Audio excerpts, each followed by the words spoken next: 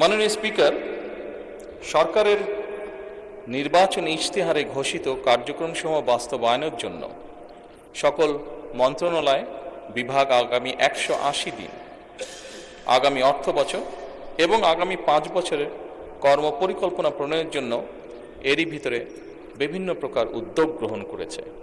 ইতিমধ্যে নির্বাচনী ইশতেহারে ঘোষিত কিছু গুরুত্বপূর্ণ কার্যক্রম বাস্তবায়নের লক্ষ্যে উল্লেখযোগ্যভাবে অগ্রগতিও হয়েছে। প্রান্তিক ও নিম্ন আয়ের পরিবারগুলোকে, যেখানে বাংলাদেশের অধিকাংশ পরিবারই প্রান্তিক বা নিম্ন আয়ের পরিবারের সদস্য, এই পরিবারগুলোকে প্রাথমিক পর্যায়ে 13টি জেলায় প্রায় 37,814টি নারী প্রধান পরিবারকে ফ্যামিলি কার্ড প্রদান কার্যক্রম শুরু হয়েছে।